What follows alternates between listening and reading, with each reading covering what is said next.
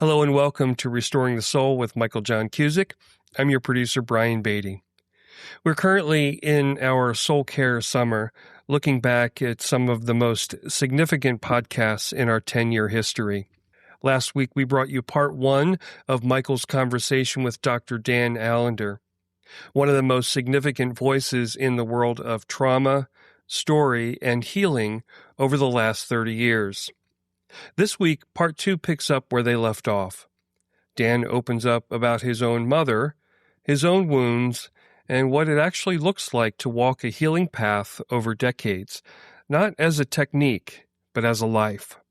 This is one of the most honest conversations in 10 years of this podcast. Here's part two, and your host, Michael John Cusick.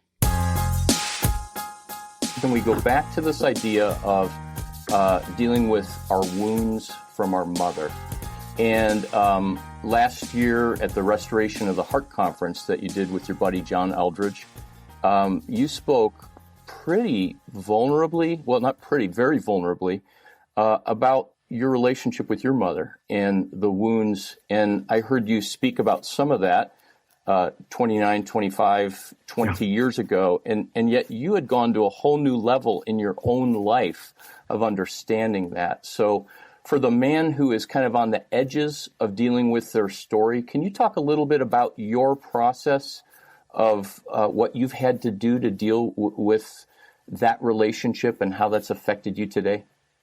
Yeah, and let me start by saying my mom died this last March, and it was, as all death, it is an aberration and a violation of what God intended.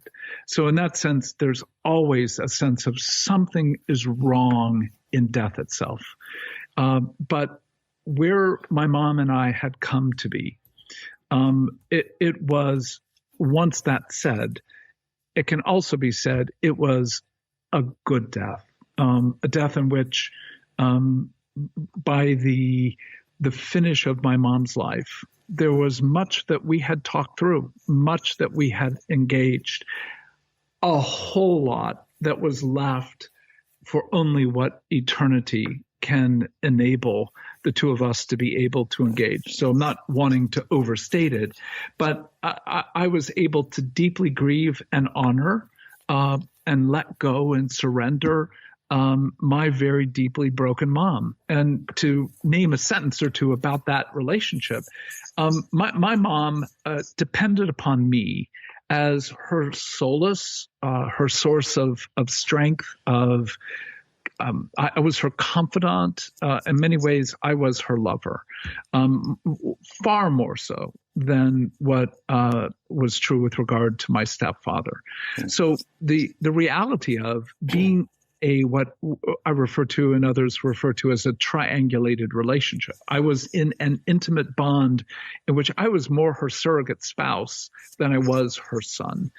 Created massive complications, particularly given that my mom fits, if our audience has a sense of what I'm saying without going into great detail, she fit very well the term borderline personality disorder. But without the specifics of that, to say she was highly seductive. In some ways, she was a very young little girl, very sexualized little girl. And on the other hand, could be brutal, cruel, and deeply distancing. So, and that could all be in 2 minutes. You know, the nature of that kind of unpredictability of arousal, of punitive violence, but also of weeping that requires me to hold her and soothe her and comfort her. Let's just say that there's a whole lot of people hearing this who would say, oh my God, that sounds awful. It's nothing like my mom. And that's part of the complication of my story. Right. The story has a lot of extremity in many areas. The reality, however, is that all of us are in a war of intimacy and individuation. I mean, just to put it in those blunt terms, the more intimate we are with others, the more we seem to give up individuation. And what I mean by individuation is the capacity to choose and be who you are. But the more we choose that, then there's the price, on the other hand, of a loss of connectedness. So, you can be who your mom wants you to be and be pretty close to her, but you lost your soul. You gained your soul, but you lost your mom. So that's the tension I was in at a very volatile level, pretty much every second, let alone minute. Most people are at least hour to day. So in that sense, they're at a different level of extremity. But in that, the weight of pressure of bearing her soul and the sense of what do I do with the amount of arousal and need I feel for her, she feels for me, parallels, oh my goodness, to the nth degree, the effects of sexual abuse, grooming, touch, relational engagement that feels powerful and yet also nauseating.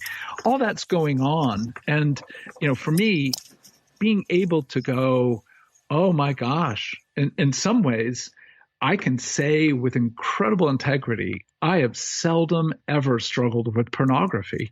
And people have kind of come back and said, but you say you're sexually broken. You don't struggle with pornography. And the answer is no, not much, because, as an 11, 12-year-old boy, my mother took me first to a strip club called the Moulin Rouge and to far darker strip clubs than that. And I saw my mother in various stages of undress through most of my life. I remember hooking and unhooking her bra as a 7, 8-year-old boy. In that sense, pornography always provoked in me a sense of being erotically arrayed in the presence of my mother. So I mean, it's heartbreaking to say that, but on the other hand, she has always been a kind of prophylactic against, the power of visual eroticism. So as you begin to name what's the nature of the relationship and how did sexuality get played out, I always go back to this core assumption. Unless there was true love between your mother and father, true love, meaning true delight, true honor, and the capacity to be restored to one another when there was failure. Unless there was love, then you can almost be assured there was a drainage of some of the war with intimacy on you as a child, or at least someone in your family as a child. So the issue of triangulation is huge across the border in most families, because most families do not have a mother, father, a husband, wife who love one another with true delight, honor, and great capacity for restoring rupture. So if all that's accurate, then we go back to that fundamental point that we are at war with the core first woman in our lives. And that's been an ongoing process for you. Thank you for sharing all that, by the way. That wasn't one therapy session. That wasn't reading your own book and somehow, figuring it all out. That is a process of, tell me what that process has been like over what span of time? Well, I would say minimally, I probably didn't even begin to address some of the implications of this until I first met Larry Crabb back in about 1975, 76. But yet the rage and then the intimate resolution of that rage with my mom. I mean, it didn't take a lot to open the door to the reality that this is a pretty screwed up relationship. But then to actually take that and to say it shaped how you engaged women, that took a lot longer. But I looked at the track record of my very broken sexual history with women, and it didn't take a lot of labor to basically take that one little flashlight and begin to go, oh my goodness, what heartache got lived out here, what violence got lived out here. But then the harder work even though it sounds so, on one level, pathetic, was it actually shapes something of your inner world. It actually shapes something of your own identity, your sense of who you are in the world. It actually shaped how you engage God. I mean, that feels like I haven't even looked to see what day it is. This is November, isn't it? Sometime in November. November 3rd. Yeah, well, 2023. If it is 2023, I just woke up from a long nap. But it's today. It's still affecting who I am in a way in which my heart cries out, Maranatha, come quickly, Lord Jesus. May there be, and there will be one day, full, complete, glorious restoration. So that framework is an evolving, and put it in a little bit more technical terms, it's an evolving hermeneutic. It's an evolving way of reading oneself. And hermeneutics, as you know, is the study of how we read, how we study what we're reading. And that process of going, as my daughters are, two of them are now in their 30s, conversations we're having now, decades later about me as a father of them as young teenagers and teenagers. Oh my gosh. It is a humbling gift to have children who are articulate and honest about the reality of how the shadow of my mother played out even in my fathering of my children. One can be suffused in shame, or one can somehow be immersed in the goodness of what it means to be forgiven. But in being forgiven, we don't erase the harm. We come to engage it with new eyes and a far more tender heart.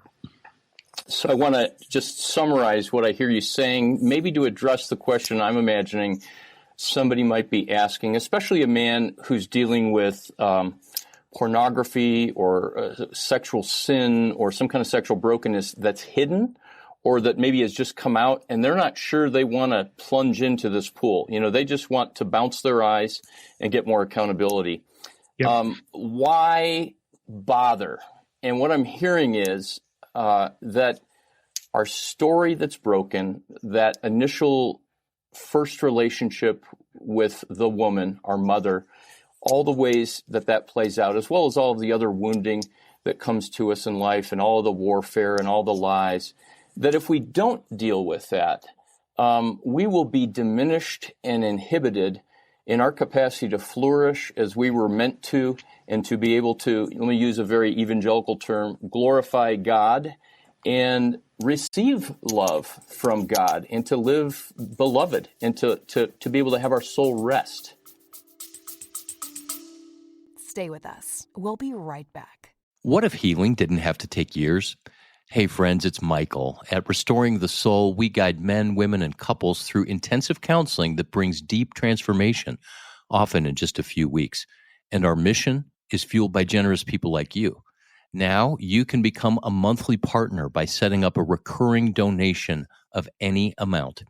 If you give $20 or more on a monthly basis, I'll send you a signed copy of my book, Sacred Attachment. To set up a monthly gift, visit restoringthesoul.com and click Donate. Make sure in the notes section to type the word book. Thanks for helping to restore lives.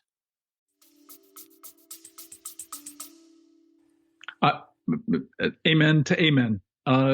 If we can just say it as well as what you just put words to. I don't want to have to grow any more than to be able to make my world work.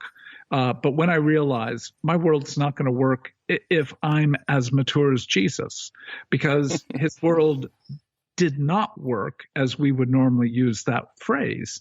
No one was more mature, and he still is despised and provokes rage and literally goes to the cross. Yes, there's a redemptive purpose, but the way he loved prior to that called forth something from others that simply goes beyond what any of us feel is reasonable or applicable to living a so-called real life.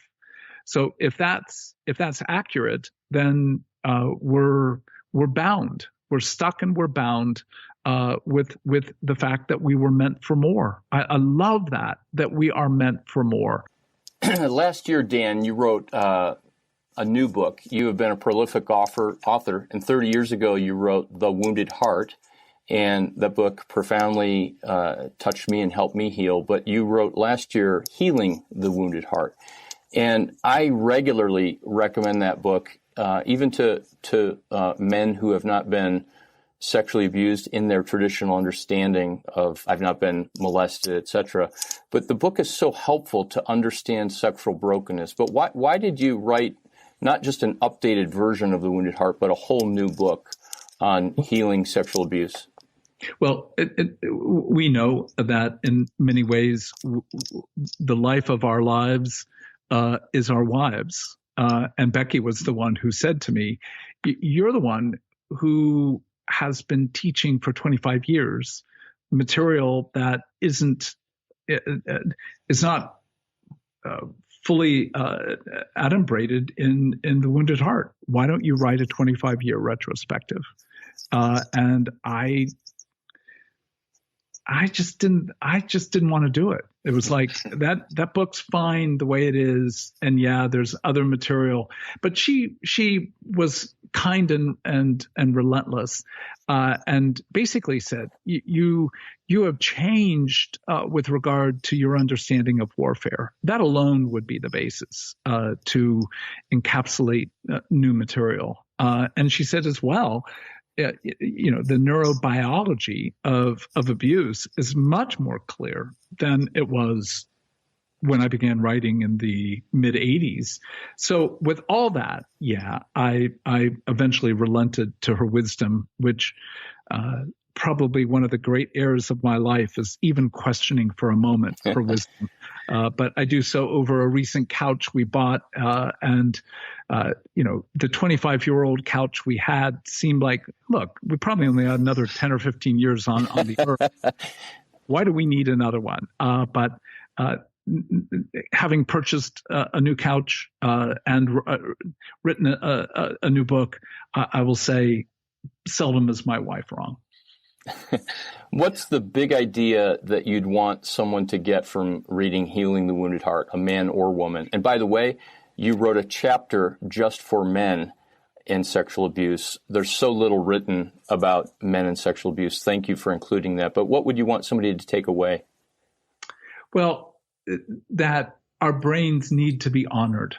And that when we address the issues of our trauma, to ignore that trauma, even trauma of our own shame, meaning my own sin creates trauma for me. And that trauma doesn't excuse, doesn't become a justification for sin, but it has to be taken into account in the restorative process. So to understand what trauma of having been abused or the trauma of my own harm of myself and others needs to be addressed. That to me is a very important chapter, particularly how trauma affects our body and our health. So I think that's one key issue. Certainly, thank you for mentioning about men. That's a very important section and was a critique literally within months of the publication of The Wounded Heart back in 1988. And that was, you don't deal with men. And it's like, well, at that time, I had not worked with many men, but what I had found to be fairly consistently true with regard to men and women and abuse had enough parallel. But no, there are crucial things that need to be said uniquely for men. But I think maybe the thing that I'm most desirous for people to get from that is the reality that evil intends from the harm of abuse to create certain kinds of internal and external wars. And to the degree that we do not see and name the work of evil, we are far more susceptible to the continuation of that harm. So bringing that back into conversation, I think is a very important part of the book. In the groups and weekends that we do for men at Restoring the Soul, the phrase we use, and I might have gotten this from John, but that there is a living presence that hates our soul, and Yes. his name is evil. And to realize that has so many implications. Not that there's a devil under every bush, but that the reality of it is real. And to understand that can help us to put our story in a context, but also to help us understand shame better, because so much shame comes from the evil one. So talk about shame. There's been this kind of renaissance, or maybe for the first time, a new discussion. Brene Brown, Kurt Thompson. I kind of consider you a patriarch of writing about shame, all the way back to The Wounded Heart and in your teaching, in your book, The Cry of the Soul. But with all that conversation, just give a couple statements about what you see as important to understand about shame and how it specifically plays out in sexual brokenness and sexual compulsion. Well, and not that many would care, but my doctoral training was with what I considered to be the true patriarch, a gentleman by the name of Gershon Kaufman. So early on in my work, I had that privilege of having shame as a primary focus of the therapeutic process, and certainly of understanding the nature of our pathology, but our brokenness. So really, I think there are two things that I would underline, and it's there. Kurt Thompson is just, I think, a brilliant writer, and one that I read and profit greatly from. And Brene Brown absolutely as well. But so the first is that shame is public. To me, it's a huge, important category. Most of our affect can be public, but is often private, meaning you don't generally feel shame in private, unless you imagine somebody seeing you doing what you're doing. I felt shame in the car, but only because I was imagining if somebody were to record that, and then I'm to see myself in the presence of how others see me. So in that sense, it's one of the most God-given emotions. In one sense, what we can say, it's the first emotion we see in Scripture. Adam and Eve experienced shame. And in that shame, the natural response is hiding. So if we start with the assumption that almost all, if not all, our efforts to pose, to hide, to portray something about ourselves that's not true is shame-based. So as a public affect, it's what in many ways clothes us to hide what we know will bring us some level of approbation as a result of that experience. So if that's number one, number two is just what the Scripture teaches. Our rage comes out of our shame. So the violence of misogyny isn't just because of some broad hatred of women. It's far darker than that. It's a shame-based response to make a woman pay for the vulnerability and the neediness I feel in the presence of. And so in that sense, I'm going to turn against the one who feels like they have brought or exposed my shame. So if we can hold those two things together, we've got enough to be able to do great work in our marriages, to be able to say every marriage, I don't care how mature it is, has some degree of hiding and some degree of blaming. If we can erupt and disrupt that reality, that erupt meaning bring it to name so that we're actually face to face with our own effort to hide and our own effort to scapegoat, then we're in a far better position to actually be humbled. And, it's a theme that you've struck several times in this interview, and I know by your writing in your life. You didn't want to be humbled, but you were humbled. And in that humility, you actually found a level of relief, of honor and joy that would have come by no other means, but in that sense, surrender. So, the testimony of your work and your life is that it is in rest that we will be redeemed. That is the image of Isaiah 31. You would not rest, therefore you kept running. And you will, in one sense, be destroyed by your own efforts to reclaim yourself. I mean, the paradox that so much of our own suffering is because we are our redemption.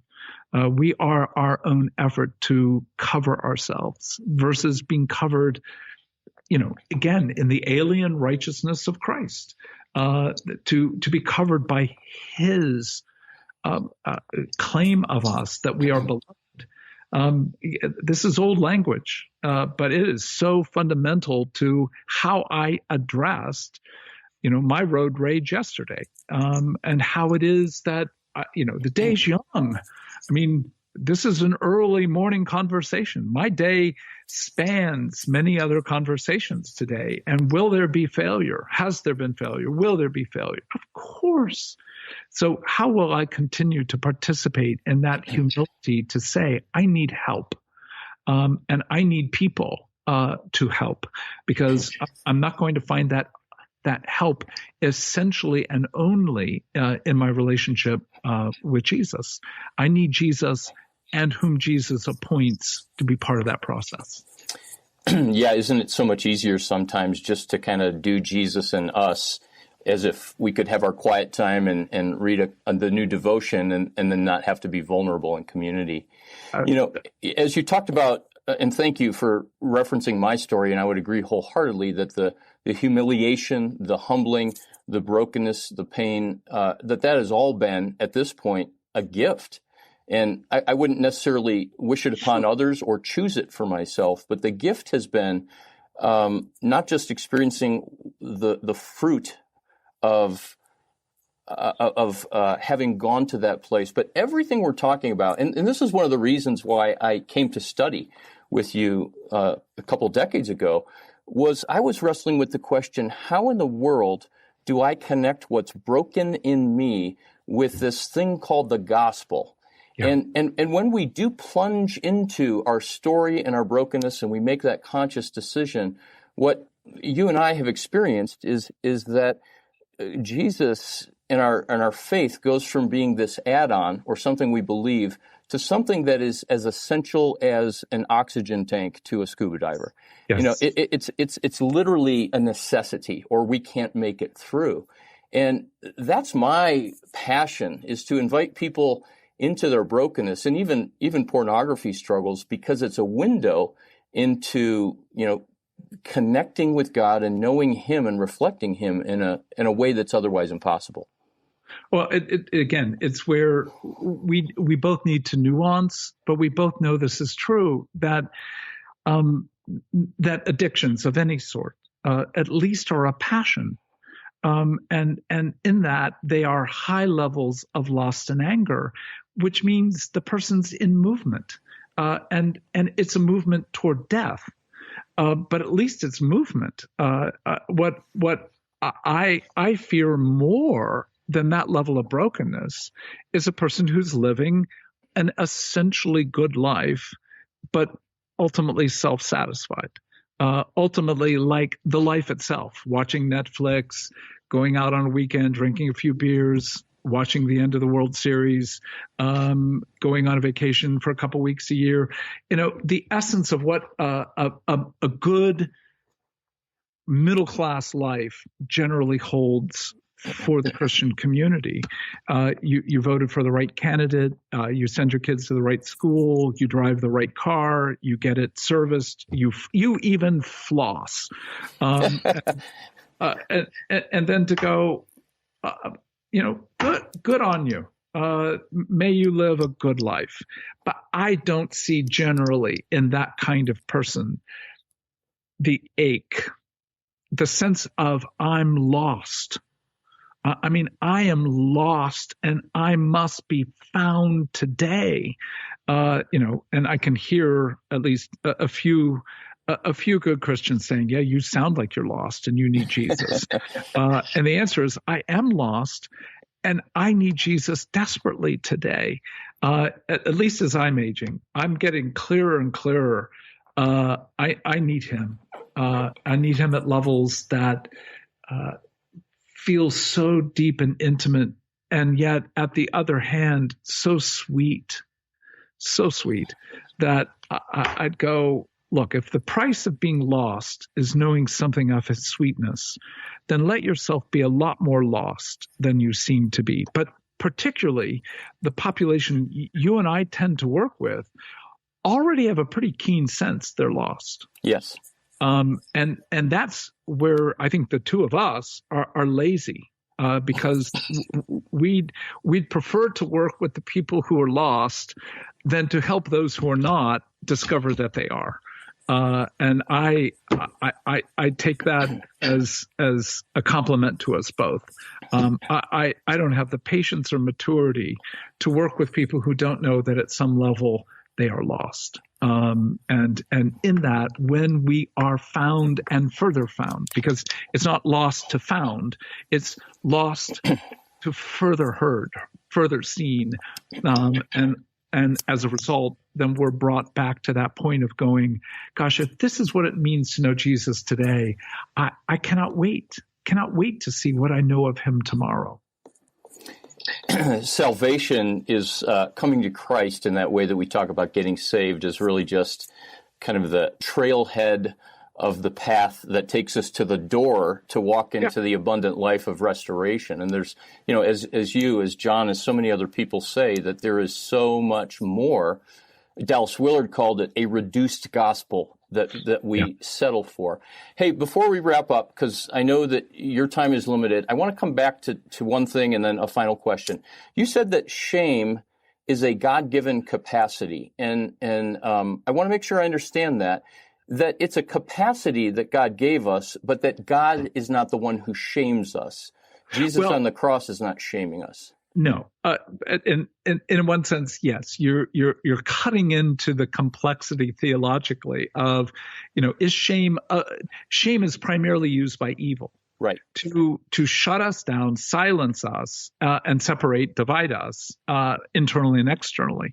But Adam and Eve felt shame even before the first encounter with God, and I think in that sense, shame is an awareness of something within us that is destitute, that in their sin, they knew at levels that ontologically we can't even begin to name, because we have never been pure. We have never, in one sense, been fully righteous in and of ourselves in the way that Adam and Eve were.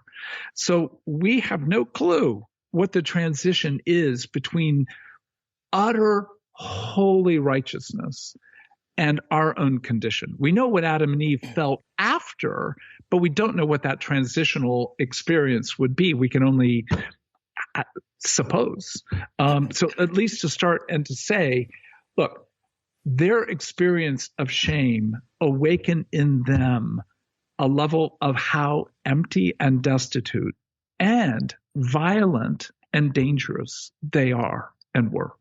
And so in that light, shame was a gift, as to, an engine without oil seizes and shuts down.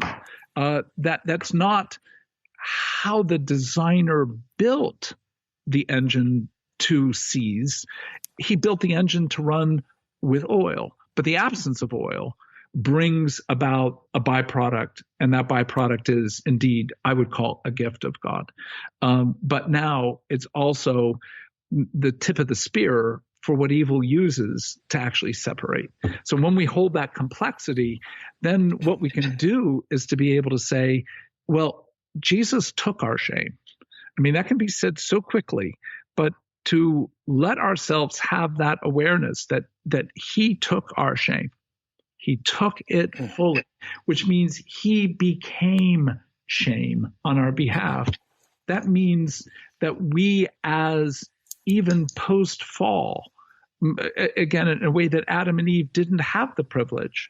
They had the privilege of having shame engaged. They didn't have the privilege of having shame consumed by the one who is our creator and author. So in that sense, what I would say is shame today our experience of shame today is always contrary to what God desires. That's such a helpful clarification. Thank you. So final question, and neither one of us are guys that say, here's the 3 or 5 steps, but you wrote a book called The Healing Path, and you wrote a book called To Be Told, and so many others that spell out how to engage this process. For that man who is standing around the edge of their story and their brokenness, just wanting to modify their behavior, what are a couple of practical macro things to do to get started? Well, I one of the first things would be write your story. And you can do that on so many levels. You can do a kind of, in the year 1970, I experienced this sexual event. In 72, I did, you can do a bit of a lifespan orientation of your own sexual wars, just by having it even on, a decadal, let alone a year by year, you begin to name certain things. So we're back to this word name. You can take a story and write 600 to 800 words, just a story, one story of where you knew sexual violation, where you knew something, someone or something did harm to you. What we find is, and the research particularly about writing, is when you put things onto paper, something changes in your brain. Right. So that naming process is huge. A second factor is it needs to be read. It's not just writing, but it needs to be read to at least one other human being. And I would prefer that human being be you. A person who has a calling to enter into brokenness with wisdom, with strength, with audacity, and yet confidence that comes not by a commitment to a methodology, but to the goodness of the one who created us. So you need to read with another, and that sense of third, you need the engagement of the story you've not told. So when we tell a story, there's almost always, inevitably, the unsaid. And as we begin to explore what was said, but also the unsaid, we begin to get a clearer picture of our lives. First of all, that's a huge investment, time, money, but far more, it's the fear of what I'll discover. And this is where, as much as all of us are afraid to be discovered of how bad we are, the more significant fear is really how beautiful we are. And that, for the person on the exterior, just on the border of thinking about all this, has to be viewed to some degree as a kind of therapeutic bullshit, where you just go, oh, how interesting. No, that's not me. But the reality is we are all far more afraid of facing the beauty within us than indeed the brokenness. So inviting people to hold, no, you were written to reveal the very name, the very, very being of God. Now, will you let us explore in your life how your life was uniquely meant to reveal something of the goodness of God? I think becomes beautifully terrifying, humbling but holy. And that's the task. Do you know that humility will take you to a holiness of joy? Well, if so, then whatever you're doing, I don't care if you're a multimillionaire or you literally sweep floors, there is such a life ahead for you that you couldn't even begin to imagine. Come join us. Amen. Dan, thank you for your time and your heart. Conversation with you and hearing you speak is always incredibly stimulating and provocative, and I'm going to have to go and unpack this and spend some time in solitude. This is going to encourage so many people. Thank you, and we'll talk again. Michael, of course. Love being with you. Again, thank you so much. So we've wrapped up another episode of Restoring the Soul. We want you to know that Restoring the Soul is so much more than a podcast. In fact, the heart of what we have done for nearly 20 years is intensive counseling. When you can't wait months or years to get out of the rut you're in, our intensive counseling programs in Colorado allow you to experience deep change in half-day blocks over 2 weeks. To learn more, visit restoringthesoul.com. That's restoringthesoul.com.